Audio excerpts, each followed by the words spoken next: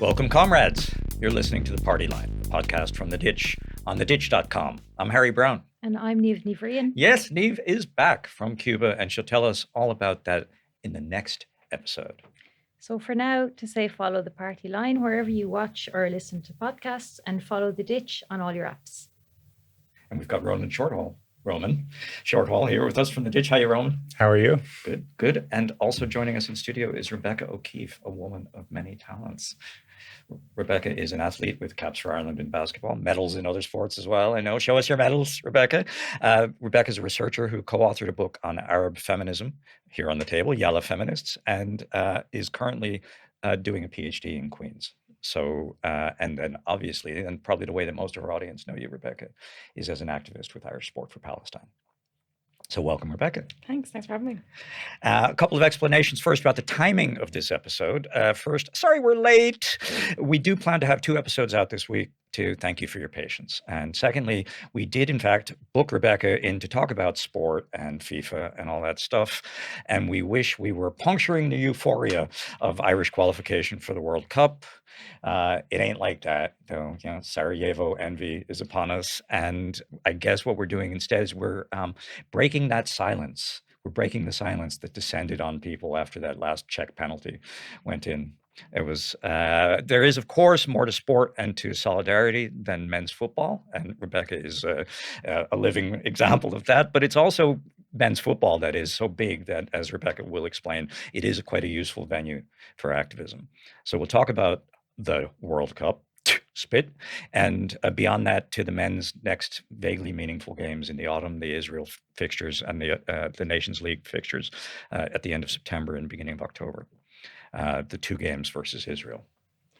Yeah, I think, but first we're going to do our usual slot, which is to look at what The Ditch has been doing the last while. So maybe, Roman, you can tell us which story you've picked from The Ditch for this week. Yeah, I think the big story we did this week, I think it was this week, was the Micheál Martin story. Basically, we've been doing a lot of reporting over the past while on flights in and out of Shannon with US troops.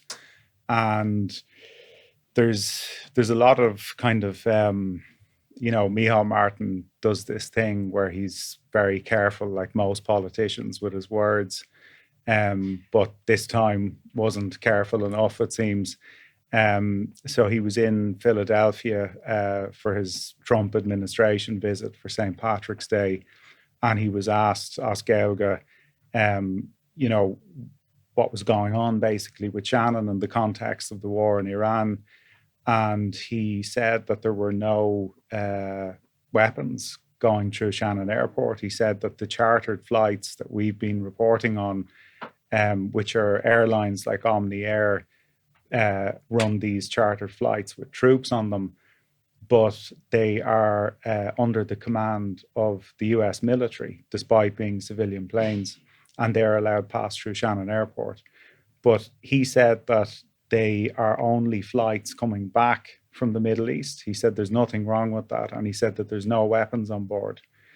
Couple of days later, we basically got confirmation from the Department of Transport that that's not true.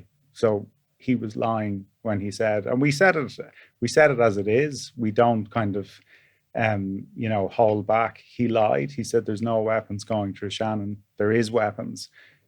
His Fianna Fáil colleague, Darragh O'Brien, confirmed that he authorised the carriage of firearms with those troops on the airplane. So in direct contradiction of what Micheál Martin said a couple of days earlier. Yeah, it really is very reminiscent, for those of us who remember, very reminiscent of the kind of dissembling that went on at the time of the Iraq War as well, and where the goalposts are constantly shifting. First of all, like that, the notion that it's not facilitating the military if they're only flying home.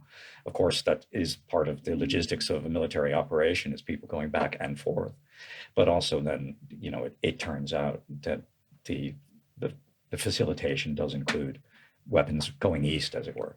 Yeah, and it's important as well to note that this particular flight was headed to Kuwait a day before the US attacked or dropped bombs on a school in Iran, killing over 150 school children. That was the day before. So you had armed troops going through Shannon Airport, flying to Kuwait, which is the main logistical base for US operations in the Middle East. So those are the people that are, making, that's where the decisions are being made in terms of bombs being dropped on places like Iran. That's where all the military equipment is going through Kuwait. And that's what we're facilitating. Thanks, Roman. That is a really important story. One of many great stories in the ditch at the moment on theditch.com to follow the amazing reporting that Roman and his colleagues in the ditch have been doing. Let's turn to our regular look now at something we saw elsewhere in the non-ditch media, the NDM. Yeah, so this is a piece in the Irish Times, recently headlined Ireland's neutrality, a quote, difficult path to follow, said a senior official from the Department of Defence, Secretary General Jackie McCrum, and it was in the context of a meeting with, it was a French defence conference. Yes, exactly. So the subheadline on that story, Department of Defense Secretary General Jackie McCrum spoke at French Defense Conference. The reporter on the story, which ran in late March, is Naomi O'Leary. And the genre is familiar in the Irish Times and elsewhere in the Irish media, indeed, that Ireland is a kind of a troubled odd one out in these very normal European discussions about security and defense. To be fair, though, this particular story is useful to us. It is a helpful glimpse into this world where senior civil servants chum it up at defense conferences in Europe, and they shake their heads about the mad stuff that most Irish people believe. And that most Irish people, by the way, in the context of this story, very definitely includes the current president of Ireland and the previous president of Ireland, as we'll see, because it's about what was said at that conference by Jackie McCrum, first answering a question from a former British MP called Robert Walter, and then in an interview with Naomi O'Leary later on. So what Walter said was, explain to me and to this audience Ireland's modern concept of neutrality, given the support she'd expressed for Ukraine and for defense cooperation within the EU. I'm very cognizant of the remarks made by your current president and your former president, Walter said. And the report goes on to say, McCrum jokingly thanked him for the easy start. So obviously, in the context of the conversation, the first question that she got was about, Irish neutrality. But she went on to reply, I think the debate on defense is possibly changing. There's a lot of debate in our country about this, and particularly about cooperation with partners. It's possibly a smaller voice that gets a lot of airtime. So the smaller voice in the context of the question is literally the voice of the president and her predecessor. The world has changed and it is continuing to change, McCrum said. Sometimes people think defense is war and attacking people, where they could possibly have got that idea, right? I see it as an insurance policy, and we can't abdicate out of that insurance policy. We probably have to mature that discussion and debate on a national level. So our debate on defense and security will mature like a fine French cheese, I think. Niamh, what do you make of this story? Yeah, I suppose, it's repetition in many ways of a lot of the language that we're used to when we hear about neutrality in the media. So I suppose the first thing I picked out was the language, like we're again being told that we need to, it's kind of this, the people are being talked to by, people. This is in this particular case, an official from the Department of Defense. And the people are being told that we need to take defense more seriously. So you constantly have this idea that we need to be serious. So the same language again being used. We're also told that we need to have a mature discussion. The word maturity is constantly being used. It's this idea that the question is, what is Ireland's modern concept of neutrality? So this idea that neutrality is this outdated, archaic policy that couldn't possibly serve Ireland or its interests. And it's again this framing of the Irish people as being an obstacle, or that we're, a little bit stupid we're ill-informed, we're out of touch, and we just need to mature a little bit, inform ourselves a little bit more, look at what the quote-unquote experts are talking about in terms of defence, and then we'll actually understand where we need to go with how we understand defence here. So the first thing I thought it was, I suppose the repetition of the language. And she's kind of promising the Europeans that we're working on it. We're maturing the debate. We are working to bring the people to the level of maturity of our very normal European partners. Which is a total betrayal of where the Irish people are actually at with neutrality, because poll after poll after poll for decades has shown that Irish people consistently support, across political allegiances and party lines, the Irish people consistently support, up to 75% in the most recent polling, a neutral Ireland. So then, we have officials from Ireland going to Europe saying, no, don't worry, we've got this under control. These people, there's I can't remember the exact word, but there's a shift taking place, and now the people are basically getting with the program. So it's kind of to reassure our European partners, we've got the people under control. They're coming on board with this. And it's nothing to worry about. Yeah, she kind of goes on to say, we are bringing the people around. It just takes time, she says, for people to become accustomed to these new kind of partnerships, especially in the context of the Ukrainian war. It takes time for people to understand what their government is doing and to trust their government. Roman, trust their government. Yeah. I mean, in the context of, you're asking us to trust people like Niamh Martin, who are saying that there's no weapons going through Shannon Airport. So even on basic things like that, they can't tell the truth. But in terms of trying to erode neutrality even further, they're asking us to just trust them, Yeah, and it effectively means it's not just trusting the government in principle that they'll look after neutrality. It's trusting them in practice that any military, especially if they get rid of the triple lock, that any military partnerships that they form will be within the bounds of our values. And maybe just another thing, something else I picked out of it as well, is kind of this focus on what a former British MP says. So kind of, we've seen that as well play out in Irish media, where we're platforming former British MPs or NATO generals, or people connected to the House of Lords, where we're platforming them and we're using them to tell us, again, the Irish people, that we need to change, our neutrality. There was an interview done many months back, actually on the day of the presidential election, with a former NATO general, Chris Parry, Rear Admiral Chris Parry, which has been repeated. We've seen this pattern where we have now former British generals being rolled out in Irish media to tell us what we need to do in terms of our security, without actually contemplating whether, we're actually more at risk because of our next door neighbour. What if we flip that around? And also this idea that, Ireland is isolated in the northwest of Europe, without again considering that there are 6 counties in Ireland that they're still occupied by Britain. And part of NATO, and not considering whether, that actually exposes us. So that's never brought into the discussion, which is, quite standard, I think, in these media things. And then the third thing I picked out from the piece was, I think it's the last line, and it says, basically, that we're dependent on partnerships strategically and economically, and we have to, quote, play our part as being part of the gang. I mean, that basically says it all. This idea that, Ireland has to pull up its socks, play our part, be part of the gang in terms of our strategic and economic partnerships. And so we're willing to, run roughshod over our neutrality and over the Irish people in order to stay on board with, NATO war hawks and become part of that.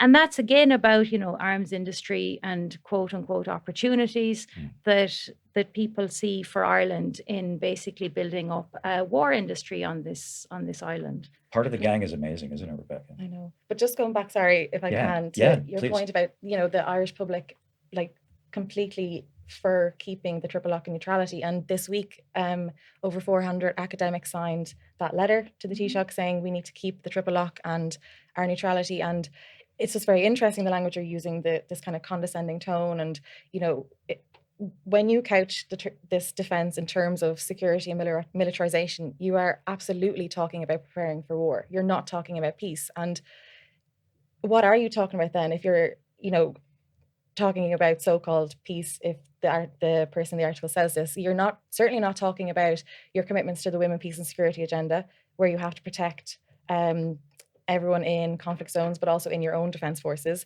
You're certainly not talking about your commitments to bolstering the defence forces in terms of in 2023, a report came out about the systemic culture of abuse, violence, gender-based violence. And sorry, because I work through a gender lens is what I see it through. So you've made a certain amount of commitments, you're not following through on it. Where is the action on that? Because if you're talking about bolstering your defence forces, surely you would make it a safe work environment. Surely you would honour these commitments to tackling the systemic abuse that has been reported, but you're not. So again, how can we trust this government if you're not even following through on these promises? Yeah, you're so right. And that idea that when we're talking about this kind of partnership and cooperation, especially in 2026, we are talking about preparing for war and preparing to be involved in the very wars that are going on at the You're moment. actually deepening the humanitarian crises, you're deepening the conflict, you're widening all these problems, and we're actively complicit in this. Yeah, the idea that we might have a special role to play that isn't that is completely ignored. Yeah. I think as well it was interesting, like the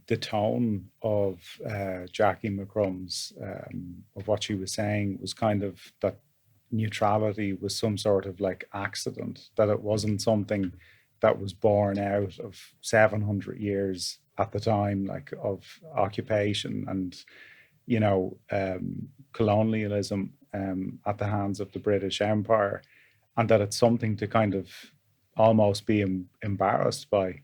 That was the kind of tone, like that it's something that we, it was just, it wasn't by design, it was an accident, and we should kind of be embarrassed about it. Absolutely right. Yeah, that's true. Let's go back to the part of the gang thing, Rebecca, because it strikes me as a kind of almost a sporting metaphor. You're part of the gang, you're getting picked for the team, you're ready to go out and play. That's our cue, I think, to talk about sports, isn't it? So nobody should want to be part of that gang. Well, Israel is part of the gang, it would appear, wouldn't it? Oh yeah, Israel, America, they are setting the tone for this, but we should be condemning and rejecting this on all fronts.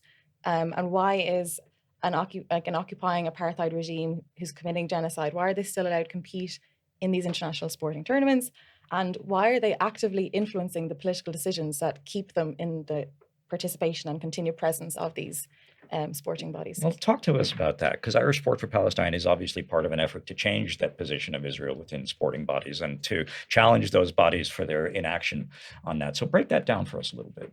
Yeah, so again, we want to absolutely reject their presence and continued participation, but calling for sanctions against Israel and through mechanisms of the governing bodies, honouring their own statutes, honouring their own mandates. And I guess one avenue we've done this is through part of a coalition of advocacy groups, Palestinian clubs, Palestinian landowners, Palestinian players, and an expert legal team. And we've submitted a complaint to the ICC, the International Criminal Court, accusing Infantino and Sheffield, who are the presidents of FIFA and UEFA, of aiding and abetting war crimes and crimes against humanity.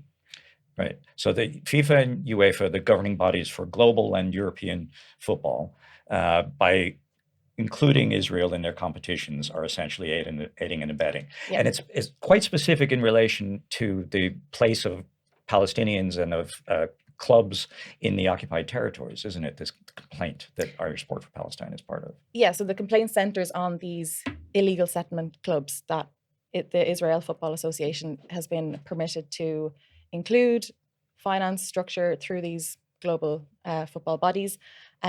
These illegal settlements have been termed as violating international law by UN resolutions, by the 2024 ICJ decision. So Infantino and Sheffield, they know, they're acting with knowledge and intent that these illegal settlement clubs and the inclusion of these clubs is contravening not only their own statutes and international law, because within their own sporting statutes and charters, there is a territorial integrity statute. So they are breaking this. They are encroaching onto Palestinian territory. They are also legitimizing these settlements. They are aiding and abetting the transfer of civilian population, because you have to understand, like, without these settlements and without normalizing life within settlements and providing sport and culture in the settlements and engaging in business and creating, a profitable existence through business and trade, there would be no settlements. No one would be going into them. So you're propping them up based on grave human rights violations. So that's kind of that part of aiding the transfer of civilian population. That's really interesting. So sport as kind of normalizing the presence of these illegal settlements. Football is essentially a tool of the occupation then. And then also, you're also aiding that apartheid system, because not only are these restricted access, but Palestinians cannot play, cannot watch, cannot attend. They have no access to their own land because they're built on the land of stolen Palestinian land.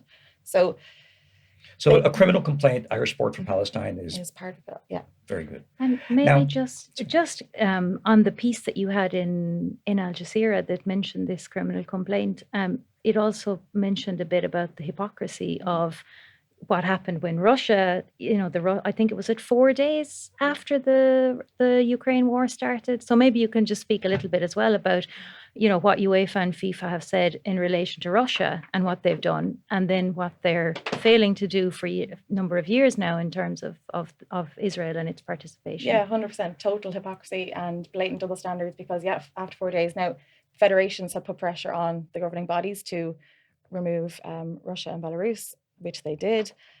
So very swift action, very decisive action. They're not doing the same with Israel. And it's actually very ironic, because Infantino has called for, he does not want to remove Israel. He thinks that will be a defeat, he said. But it's ironic because he actually oversaw the decision in removing Russia from competition. So they're acting, again, totally hypocritical. They have actually ignored so many human rights reports from international organizations that have declared what they're doing as contravening and aiding and abetting contravening international law. And they've also been ignoring the Palestinian Football Association, who have been for 13 years now trying to regain this political and legal ownership over their own territory. And they've been submitting complaints and breaches of statutes for the last 13 years that FIFA ignores. FIFA even had their own internal monitoring committee in 2017 who said, you need to dismantle these clubs or remove these clubs. They ignored that too. So they continue to ignore all these contraventions of their own statutes and international law. They continue to facilitate by the inclusion of this in global football structures. And yeah, as you mentioned earlier, you have to understand, the power of football and kind of the cultural and commercial domination that it has, and that the impact of a sporting boycott of Israel and a removal of Israel could have serious impact, on the whole landscape of sanctioning Israel and sanctioning this egregious regime. Because as we know from apartheid South Africa, the sporting boycott was a decisive factor in bringing that to an end. So yeah, they're acting, completely hypocritical, and everybody knows this. FIFA did take some action, though, it has to be said. Tell us about the real-world sanctions that FIFA imposed on the Israeli Football Association, because this is big stuff. Oh, yeah. Breaking news. Yes, true to form, FIFA. So again, that was a complaint by the Palestinian Football Association of statute breaches on the Israel Football Association. And they had delayed this decision for a long time, and then eventually they decided they sanctioned Israel, but not about the illegal settlements. They said we cannot take a decision on that, again, despite a lot of these, the highest courts in land saying that they are illegal. They instead sanctioned Israel for racist and discriminatory behavior, and said you have to pay a fine, which is nothing to these global football bodies, and you have to display a banner that says, "Football unites the world, no to discrimination." So at Israel home games, although I guess Israel doesn't play its games currently at home in Israel, but that Israel will eventually have to have this incredibly harmless, it's beyond a farce. Yeah. So no to discrimination, says the Israeli Football Association. But in one way then, I guess for us, it does kind of tell us that FIFA has effectively said the Israel Football Association has breached statutes. Right. So not the exact ones that you have suggested they're breaching, but in terms of discrimination. Yeah, they have been breaching them. So there's that, but also now because a decision has been made, the PFA could potentially appeal this. So they can appeal the decision, and then it could also be brought to CAS, which is a court of arbitration against sport. Yeah, tell us a little bit more about that. So the PFA, not the Professional Footballers Association in this case, but the Palestine Football Association, has obviously a jurisdictional problem in terms of it's supposed to be the Football Association for Palestine, but its territory, as it were, is interwoven with these clubs that are affiliated to the Israeli Association. So how does the PFA's kind of fight within international football and potentially with the Court of Arbitration for Sport kind of fit into this kind of narrative? Yeah, so they're trying to regain that territorial control that is rightly theirs because, the statutes say you cannot play in another territory without permission, and obviously permission has not been granted. So they are trying to regain that. So they could lodge an appeal to FIFA, and that's why FIFA delays the decision, because it's delaying that procedure. So PFA have a right to appeal the decision. They can also then go to CAS, which is the arbitration. But on the other hand, CAS is funded by IOC and FIFA. So you're coming up against all these forces again and again that just do not want to legislate properly for this case. There are always limits with these institutions, aren't there? Yeah. And maybe, Rebecca, just to bring it a little bit closer to home then, because Ireland is supposed to be playing Israel I think, is it in October? Yeah, so maybe you can talk a little bit about that, and if there's a campaign to make sure that doesn't happen, and how can people become informed about that? Yeah, there is definitely going to be a campaign against this. And I think even when it was announced, we saw so many people coming out speaking against the match happening. And I mean, whether that was athletes or coaches, presenters, a former and present. And yeah, even the RTE panel was kind of frankly, oh my God, this is terrible. They were a little bit like, but what can we do? But at least in a space that is usually apolitical, there was a room to have this sort of political discussion. Yeah, I think seeing that shift in more people speaking out was something, because it now shows public opinion has shifted, where people are vocal about it, where we wouldn't have seen that maybe 2 years ago if it had happened. So that was really positive, and we overwhelmingly, whenever we poll, people have said they want no match to happen at all, especially not in Ireland. But yeah, I guess it goes back as well to there was an initial motion filed to the FAI there was Bose, Irish Sport, Fair Square, a few different bodies had put together a motion, again, based on these illegal the breaches of statutes from the illegal settlement clubs, that long before this genocide, Israel should have been removed. So that motion was put to the FAI General Assembly. So it was a member-led process. It was through the democratic, avenues of the Assembly. And that passed with a massive majority. So then FAI passed a motion that they'd bring it to UEFA about suspending Israel. So that has been brought before once. If it's brought again, we have to remember it's a member-led process. So members have, a bit of power here to get that vote through if they so choose. And because there's a democratic procedure, it's all within their rights to do so. So yeah, bringing that motion again, holding these governing bodies to account, because they have to honour that mandate and they have to reflect the wishes of not only the members but now the general public. So that's one option. But no, there will be a sustained campaign. I think the public definitely will be mobilised in this. We've again already seen the vocal people, but it will also be, cross civil society. So I think we're quite lucky here as well in Ireland that various different groups do get mobilised on issues, and they do come and support and endorse each other, and they see the interconnections between all these issues, and they see sport as being a hugely impactful tool in all of this, because again, a sporting boycott, if it's successful, it could have ramifications for every other aspect of boycotts on this landscape. I think, in speaking of what the public has been mobilised about, they might be somewhat confused that the the word Gaza hasn't really come up in this conversation, that the complaint and the grounds for ejecting Israel from these bodies, and even the cases that have been taken successfully by the PFA, they all relate to the West Bank.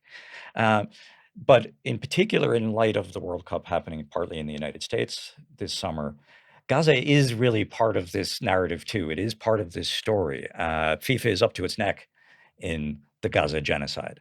And maybe that's largely to kiss Trump's ass. I mean, people argued that FIFA was kissing Putin's ass in the run-up to the 2018 World Cup, so we may be having a certain repeat of that. But tell us about Gaza and the role that Infantino, in particular with FIFA, has played in relation to the so-called Gaza peace plan and all of these activities there.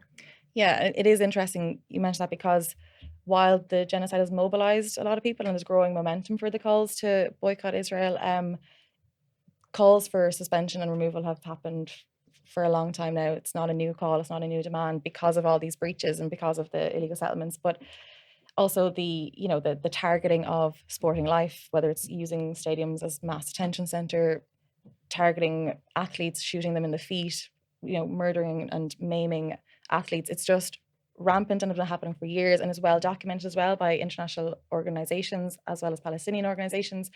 So really, it's been happening with knowledge and intent on these so-called leaders. But also this special relationship that Infantino seems to have with Trump is something we haven't really seen as well. So also the ICC case has documented evidence of this political interference at the highest level. And yeah, how political interference is, because I think the answer to why Israel has not been removed is politics and political interference, because had rules been applied equally, Israel would have been removed a long time ago. So you can see, Infantino popping up at different political events, whether it's the announcement of a ceasefire or the Trump's peace plan. It's a Board of Peace. Yeah. Board of Peace, yeah. I mean, nothing says political neutrality than Infantino in a red USA hat. But so they announced this Gaza reconstruction plan where they have $75 million to reconstruct sports infrastructure as part of this Board of Peace. But it's sports washing of the highest order. And I mean, it's just a colonial project repackaged as reconstruction. And but you have to remember then, FIFA has been silent on all this targeted destruction, the murdering of sporting people in Palestine up till now. But you're going to rebuild and basically erase what happened. You know what I mean? It's like you're under whose auspices are we rebuilding exactly this thing? If you really want to show solidarity and actually help in anything, remove Israel and give Palestine that territorial jurisdiction back. And you're not actually dealing with the root problem of ending occupation or ending apartheid or any of that. So this political neutrality just conceals politics is actually the name of the game for UEFA and FIFA and all these bodies. Yeah, I mean, the Board of Peace, I mean, we'll probably talk more about Board of Peace in future episodes, but the Board of Peace is effectively a kind of a end run around the United Nations and around any established version of international law and multilateral bodies. But I was in Gaza in 2013, and the main football stadium had been hit in the Israeli airstrikes of November 2012 and was largely destroyed.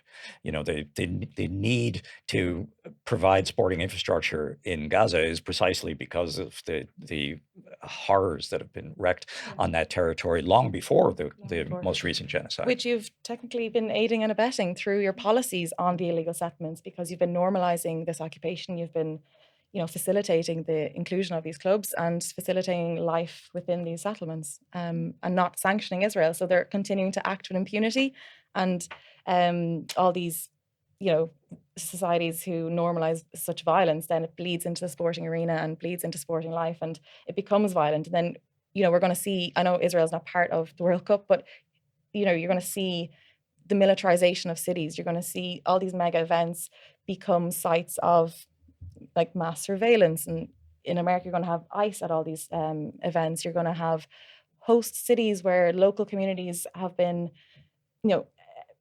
neglected, well, not neglected, but like actively disrupted because they are funneling money into hosting these tournaments. And there have already been calls for boycotts of the World Cup. There's already been demonstrations. Mexican activists actually took over a highway and turned it into soccer pitch. So we were already seeing kind of, growing calls for boycotting this World Cup. And especially when you think that the USA actively bombing Iran, and then Iran is, supposed to be taking part in this. And the players themselves have been hosting like demonstrations against this. And Infantino visited Iran recently, the football president recently, about this, and they all held up pictures of the children that were killed, because there's real impact in this, and they're continuing to sports wash and use sports for soft power and continue their regimes with impunity. Yeah, I mean, sports washing is a term that we have traditionally been using, especially in relation to, say, English football, about the Middle Eastern ownership structures and the various oligarchs who take over sports clubs. But now we're really talking, in relation to the World Cup, we're talking about the United States doing sports washing, hosting the World Cup, pretending that it's the kind of the warm home of this global festival. And Trump sort of treats soccer or football as a very serious exercise of soft power by the United States. He loves his Peace Prize. The Peace Prize, yeah. But Amnesty International have actually come out and warned against the huge risk to human rights that this World Cup poses. So America is a huge risk to human rights, and then also, denial of visas and crackdowns against protest, denial of rights. I mean, it's serious sports washing going on here. Yeah, absolutely. Friend of the show, Miguel Delaney, the football correspondent at the London Independent, he has a good piece in the last few days about the Amnesty report, which did also talk about threats to human rights in Canada and Mexico, yes, of course, for that matter as well. But the United States is clearly, and the threat to fans, the threat to players, it's really very serious. But we're going to see them lean into this whole notion of sports is going to be this unifying factor. It brings us all together. The universal values of sport, and it's beautiful, and that's what they're going to start peddling. And okay, that can be true, sure, but this is the current reality of sport right now. When we continue to allow the presence of colonial, genocidal regimes, you continue to act with impunity, you continue to shield yourselves from accountability. That's the current reality of sport, and that's what we have to reject and condemn. And of course, the genocidal regime in Israel that's doing this, we have evidence of Israeli footballers themselves being involved directly in war crimes. Yeah, so players themselves participating in the IOF, participating in war crimes, documenting it on social media, and then they're still going to be playing. So we're not even talking about how we need to separate sports and politics and like this the state and athletes. With that. Yeah. These athletes, some of them may have been actively involved in armies, in war crimes, and it's documented, it's there to see. And so you're actually going to be playing against this, you're normalizing playing against that, you're legitimizing their presence here, you're saying it's okay to play against this. And I don't think we should be doing that at any cost. And when you're thinking then Palestinians are routinely attacked and sporting life routinely attacked, the infrastructure damage, the lives just absolutely destroyed. And this is all done and rewarded by these players who then go off and play and are allowed to continue this. And this is also potentially what we're going to be welcoming here in Ireland. And actually, in the basketball, we've already played against the team. So the women played 5 times now in the last 2 years against Israel. That was an unlucky draw, wasn't it? Yeah. There was 4 games in the Eurobasket windows, 2 Eurobasket windows, and there was also a 3v3 game, which... And were any of those played in Ireland? No, so the home games should have been, of course, but all the games were played behind closed doors. So behind closed doors, very little said about it, despite the boycott calls, despite 5 Irish players boycotting the games themselves. We didn't hear much about that. Like, that was hugely courageous. And despite the public sentiment of not wanting to play against them.